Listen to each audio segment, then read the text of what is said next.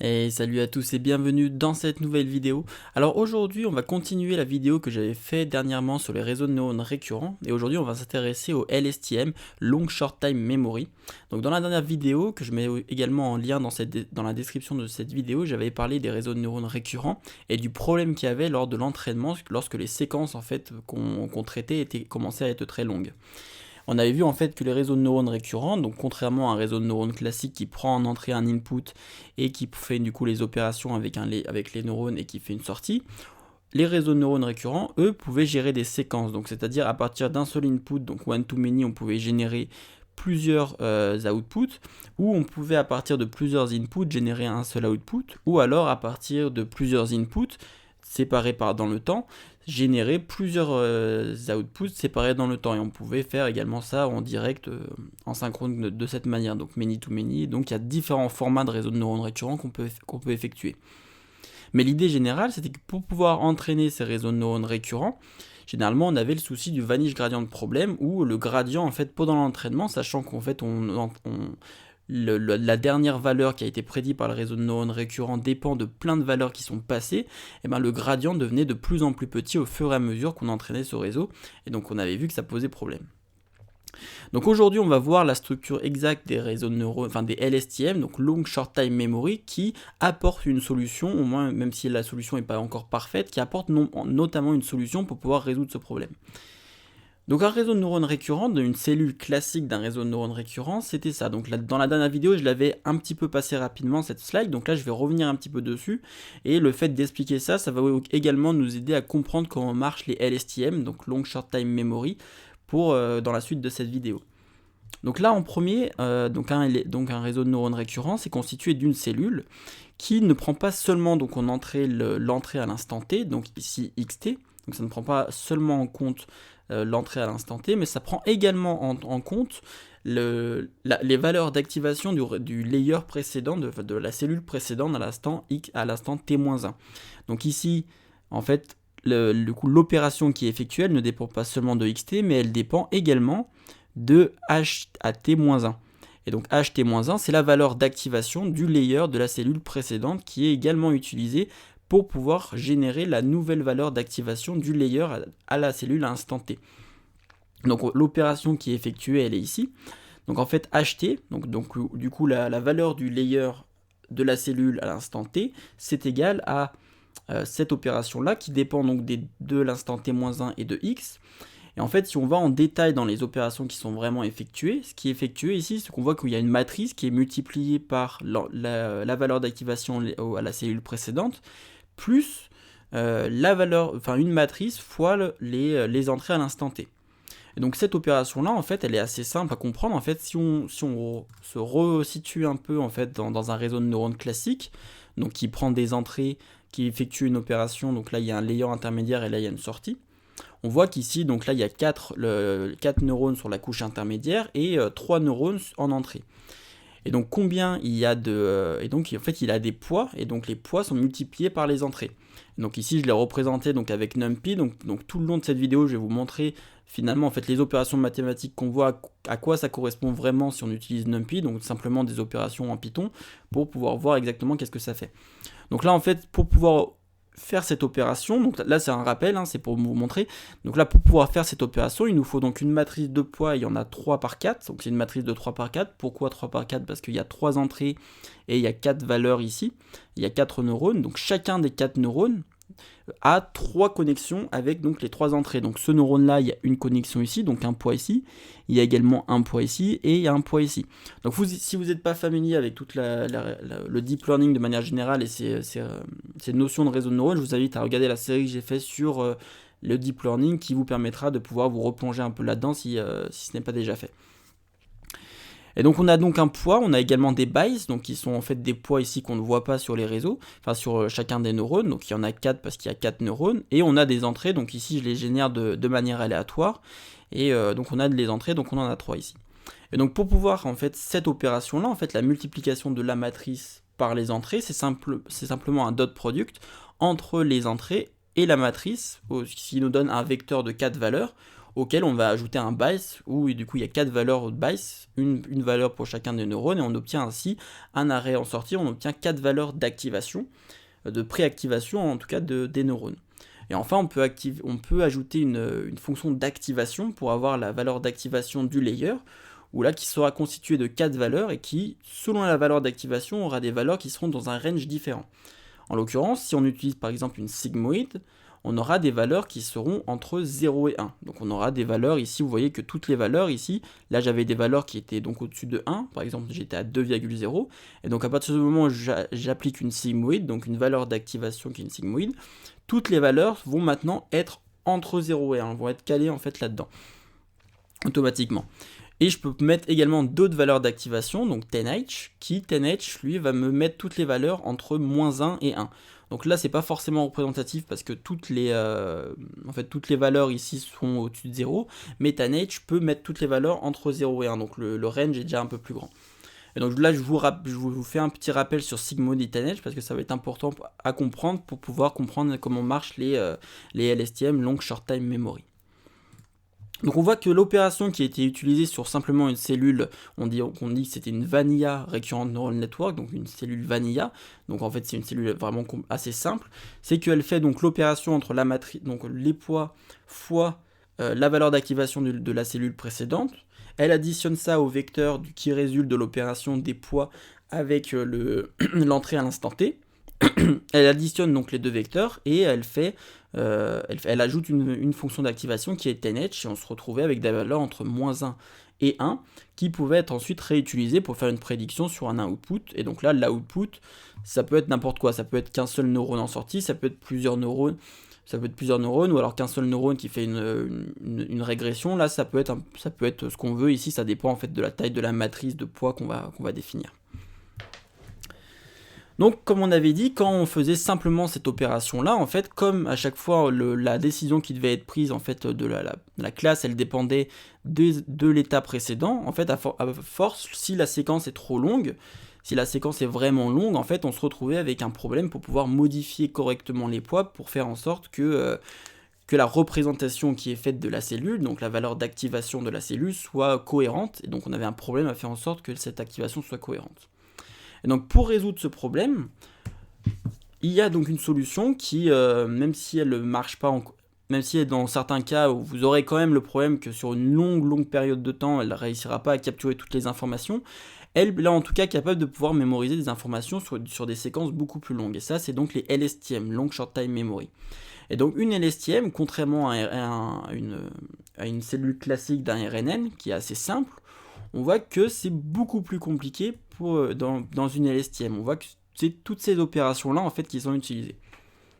Alors là, le but, ça va être qu'on décompose un peu toutes ces opérations pour pouvoir comprendre exactement qu'est-ce que fait une LSTM et pourquoi est-ce que c'est si efficace.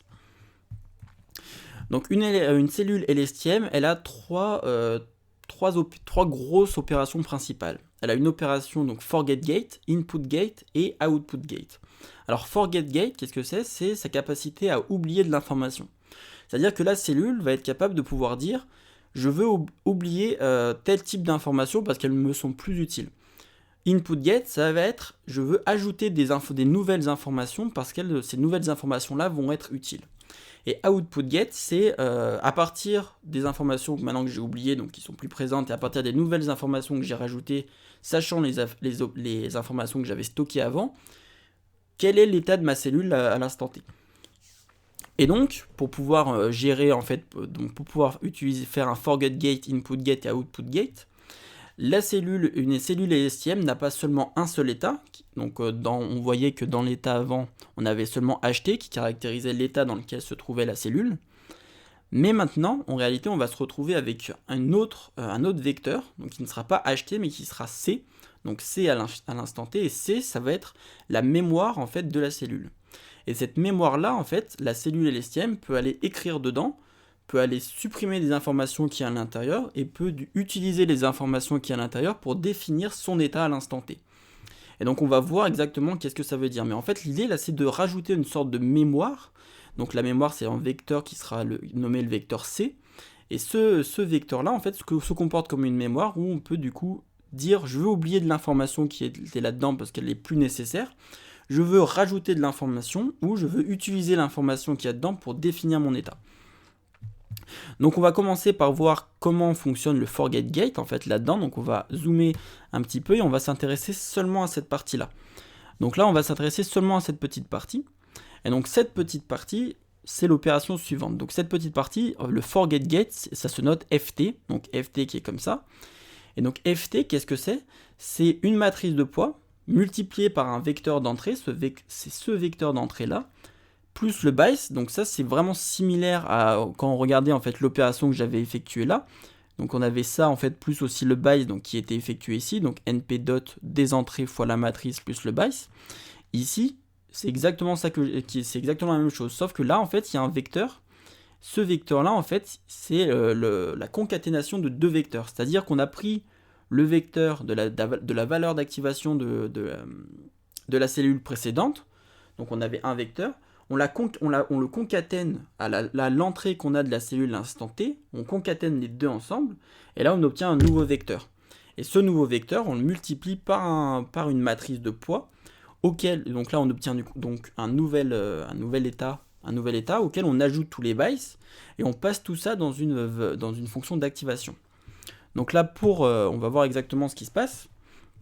On a donc C underscore prev, donc ici qui représente C à T-1, donc le C de la cellule précédente. Et donc C, je rappelle, c'est la mémoire. Donc on a donc la mémoire de l'état précédent qui ici est un vecteur de 5 valeurs. Donc ici j'ai mis 5 valeurs de manière arbitraire, mais selon la cellule, vous pourrez, tout comme vous paramétrez généralement pour un réseau de neurones le nombre de neurones que vous voulez sur chaque couche, ici la taille de la mémoire et la taille de l'état de la cellule, vous allez pouvoir les paramétrer. Donc là ici j'ai mis 5 arbitrairement, et on va considérer que dans l'hypothèse qu'on a 4 entrées à notre réseau de neurones. Donc on a 4 valeurs. Donc on a pour le moment à notre disposition la valeur de la mémoire à l'état précédent, donc qui est constituée de 5 valeurs, la valeur de l'état de la cellule à l'état précédent qui est constituée de 5 valeurs, et on a 4 entrées, donc un vecteur de 4 valeurs qui nous est donné, donc x qui est ici, donc où je l'affiche avec x.shape. Donc ici, je peux donc définir, en fait, ici, en fait, ce qui est fait, c'est qu'il y a donc les deux vecteurs qui sont concaténés. Donc la valeur d'activation de la cellule à l'état précédent, concaténée en fait au vecteur x de l'instant t. Et donc ça va me donner ici x underscore h underscore prev en fait. Et ça, cette variable-là, ici, c'est exactement en fait cette opération-là. C'est du coup, les deux vecteurs sont concaténés. Et donc là, si je concatène les deux, j'obtiens donc un vecteur maintenant de 9 valeurs. Et donc une fois que j'ai effectué ça, j'ai également donc ma matrice qui est donc de 9 par 5, parce que, pourquoi 9? Parce que donc je viens de le dire, on a concaténé les deux vecteurs, on se retrouve donc avec un vecteur en entrée, donc ici, donc là à l'intersection de ces deux lignes, ici on se retrouve donc avec un vecteur de 9 valeurs dans notre cas, qu'on va devoir multiplier par une matrice WF, et donc la matrice WF, elle est de 9 par 5, et donc pourquoi 5? Parce qu'on a 5, on veut 5 valeurs en fait d'activation, parce que notre mémoire et notre état interne de notre cellule sont des vecteurs de 5, donc on veut ici 5 valeurs. On a également le bias, donc BF, qui a donc 5 valeurs pour chacun des neurones de cette opération-là. Et enfin, on va donc définir ici ft, donc là en fait ce signe là ça veut tout simplement dire sigmoïde, et donc ce signe là il nous fait, donc il rajoute en fait à ce vecteur là, au résultat de ce vecteur, il applique une sigmoïde à ce résultat qui va faire que tous les résultats vont être entre 0 et 1. Et donc là pourquoi est-ce que, donc là vous pourrez vous demander, ok mais pourquoi est-ce que ça c'est une opération d'oubli? Et en fait là il faut le voir de cette manière là, c'est que en fait là le réseau de neurones, enfin cette opération là, sachant l'état de la cellule à l'état précédent et sachant les inputs de la cellule à l'instant t, elle va définir quelles sont les informations qui vont devoir être oubliées dans notre mémoire. Et donc si on réfléchit en fait aux valeurs de sortie de cette opération, elles vont toutes être entre 0 et 1. Donc là si j'affiche ft, maintenant que j'ai défini ft ici étant cette opération là, si j'affiche ft, on voit que toutes les valeurs sont entre 0 et 1. Et donc il y a des valeurs qui vont être plus hautes et d'autres valeurs qui vont être plus basses, comme celle-ci par exemple. Et donc en gros, ça veut dire, si on affiche également, vous voyez l'état de notre mémoire à l'instant précédent, donc c'était -1 ici qu'on voit pas bien mais qui est ici. Si on affiche l'état de notre mémoire, il y a des valeurs, vous voyez, qui sont ici 0,38, on a également des valeurs négatives, mais ça c'est la représentation vectorielle de notre mémoire. Et donc en fait, l'opération d'oubli, elle va dire, dans ma mémoire, je veux par exemple oublier cette information, parce que là en fait on voit que la valeur est très proche de 0, elle est à 0,006, et donc c'est une valeur assez basse, et donc ce que ça va faire, c'est que ça va oublier l'information actuelle qu'il y a dans notre mémoire. Donc c'est-à-dire que cette information qui est actuellement à 0,38, une fois qu'elle va être multipliée par ce vecteur-là, et cette information va devenir beaucoup plus petite, et donc elle va être en quelque sorte oubliée. Par contre, on va garder quand même une grosse partie de cette information-là, donc ici on a -1, et ici comme c'est 0,83, on va quand même garder une grosse partie de l'information qui est située ici. Et en effet, ce qu'on va faire, c'est donc que c'est cette opération-là maintenant qu'on va effectuer, c'est la multiplication en gros du vecteur qui permet d'oublier de l'information avec la mémoire actuelle. Donc on multiplie la mémoire à l'état précédent par les informations qu'on veut oublier, et on obtient ainsi du coup un nouveau vecteur qui est donc constitué de 5 valeurs. Et donc ces 5 valeurs maintenant, il y a des valeurs qui ont été supprimées, ou enfin pas réellement supprimées, mais du moins oubliées, c'est qu'elles ont été peut-être multipliées par un nombre très petit, et donc ces informations-là en quelque sorte commencent à disparaître. Alors que d'autres valeurs vont continuer à être gardées. Et ça on voit que c'est vraiment important en fait, c'est que si du coup on a une séquence très longue, contrairement à un réseau de neurones classique où on devait mémoriser toutes les informations, et le fait qu'on devait mémoriser toutes les informations sur le long terme, ça faisait qu'on n'était pas capable de pouvoir le faire. Ici, on va pouvoir dire, cette information-là, j'en ai plus besoin, donc oublie cette information, maintenant je vais stocker quelque chose de nouveau à la place. Et donc là, on va voir comment est-ce qu'on peut stocker quelque chose de nouveau maintenant qu'on est capable de pouvoir oublier de l'information.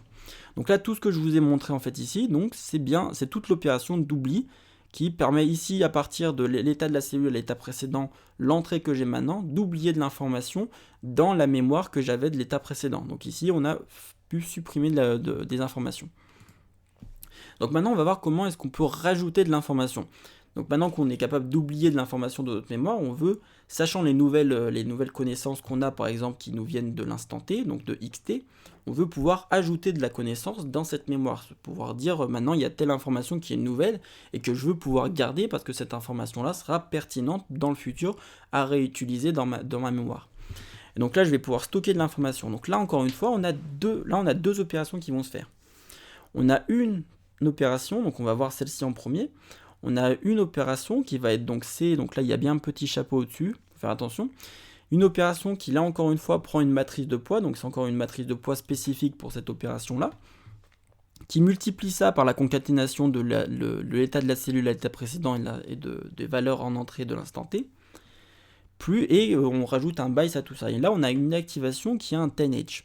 Et donc là le 10H, comme je vous avais montré en début de vidéo, c'est donc toutes des valeurs qui vont être entre -1 et 1. Et donc là, on a des informations qui vont être des informations où on va proposer, donc le but de cette opération, c'est de proposer des nouvelles informations à mettre dans la mémoire.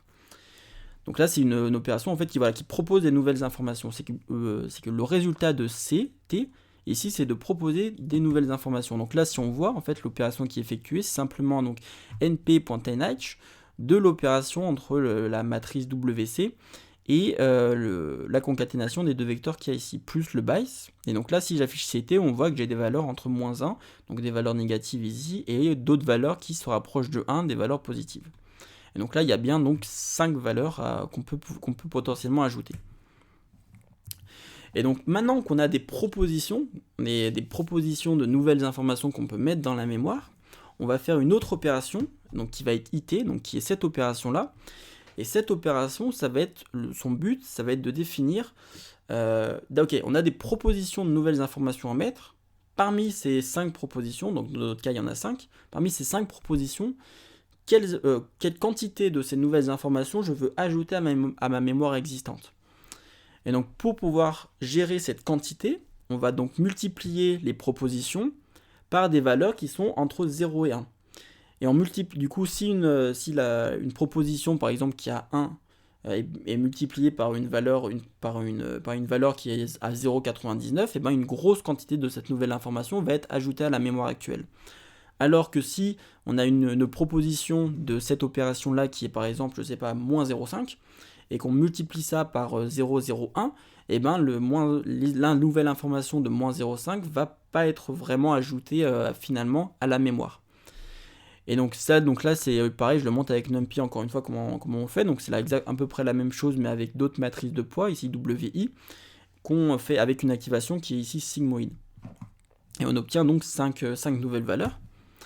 Et donc maintenant qu'on a ça, on va pouvoir ici en fait passer à cette opération là qui va donc multiplier, comme je viens de le dire, les propositions, donc le vecteur CT, donc chapeau, fois à quel point est-ce qu'on veut, on va pouvoir filtrer parmi les propositions candidates, donc les propositions qui sont proposées à être ajoutées dans la mémoire, on filtre ici en les multipliant.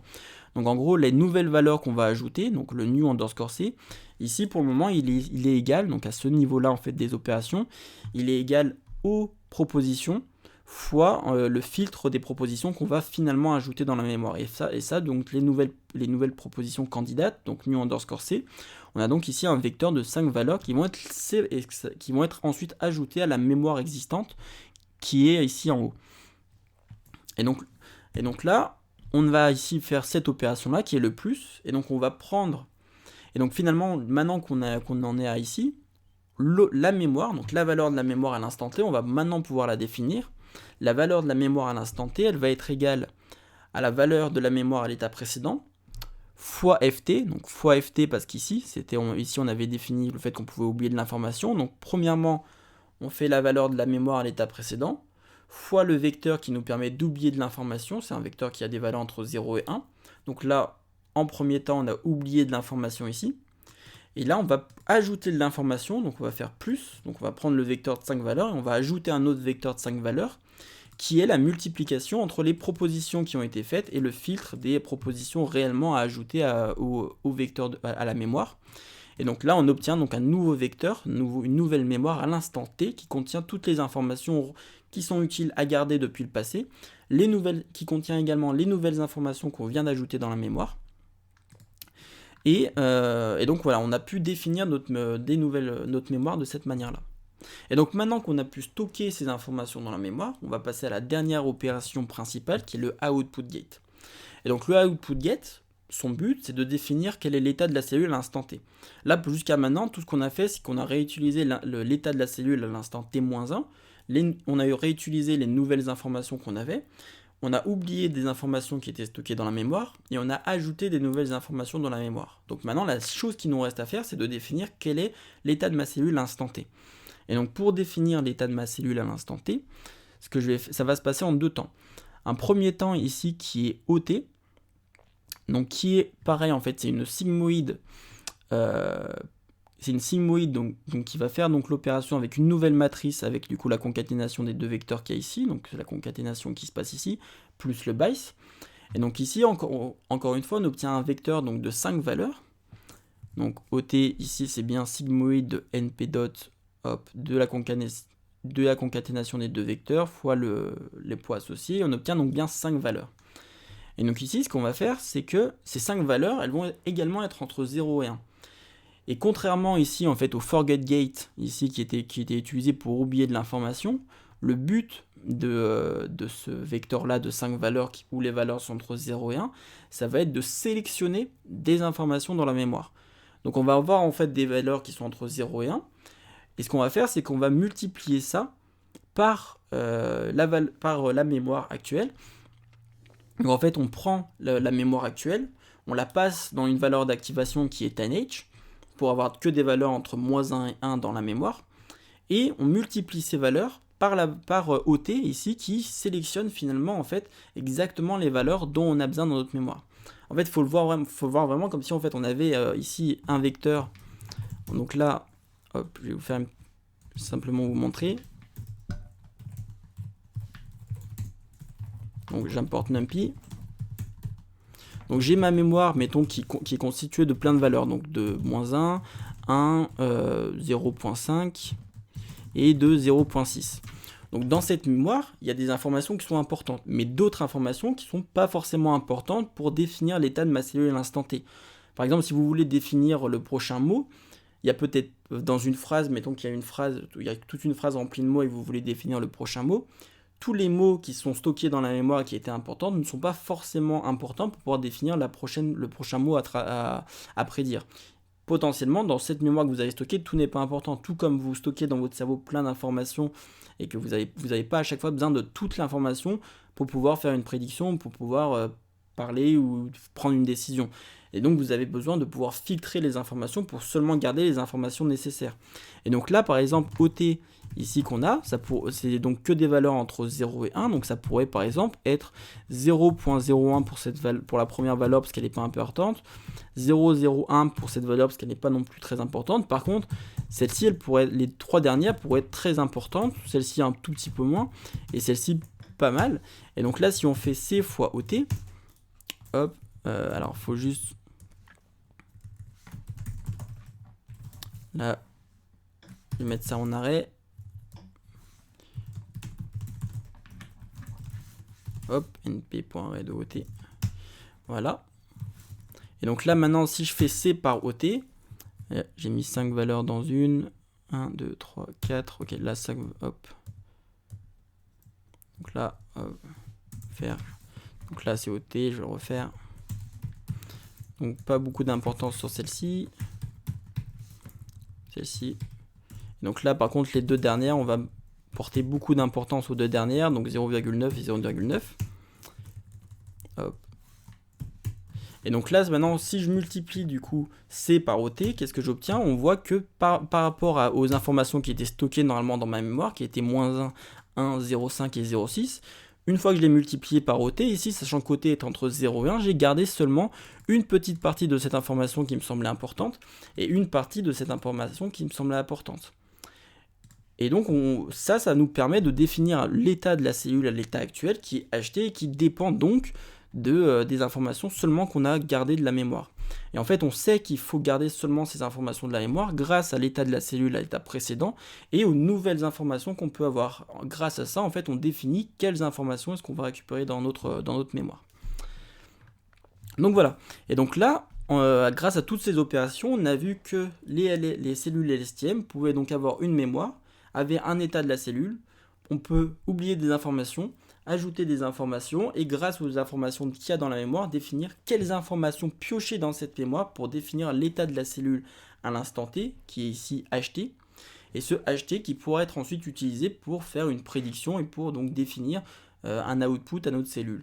Et donc les LSTM de manière générale, ça peut être utilisé du coup plein de choses, pour de la reconnaissance de texte, pour de la génération de texte, pour de la génération de dessins, on peut carrément générer des dessins. Et l'idée, c'est par exemple, mettons, si vous êtes en train de dessiner, quelque chose, au fur et à mesure, du coup, on pourrait se dire que l'output de chaque cellule, c'est un nouveau trait à dessiner. Et donc, au fur et à mesure que vous dessinez, il faut se souvenir qu'est-ce que vous avez dessiné précédemment pour savoir quel est le prochain trait à faire. Et donc, grâce en fait à cette mémoire, le vecteur C, grâce à cette mémoire où vous pouvez oublier de l'information en écrit et tout, vous pouvez savoir exactement quel est le prochain trait à faire et garder en mémoire en fait seulement les informations nécessaires au fur et à mesure que vous dessinez. Et ça c'est donc valable pour toutes les tâches qui nécessitent en fait des actions en fait dans le temps, qui nécessitent de gérer des séquences.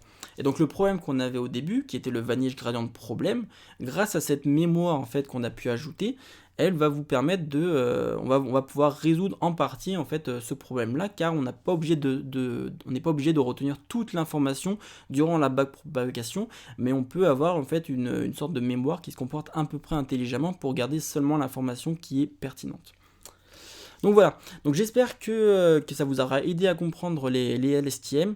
Donc n'hésitez pas à me mettre des commentaires ou à me dire si certains points n'étaient pas clairs, ou si vous voulez que je revienne sur certains points, vous pouvez rejoindre le Discord, ou le Discord sera en lien de la description de cette vidéo, sur lequel vous pourrez aller poser des questions sur les cellules LSTM s'il y a des choses que vous n'avez pas encore compris.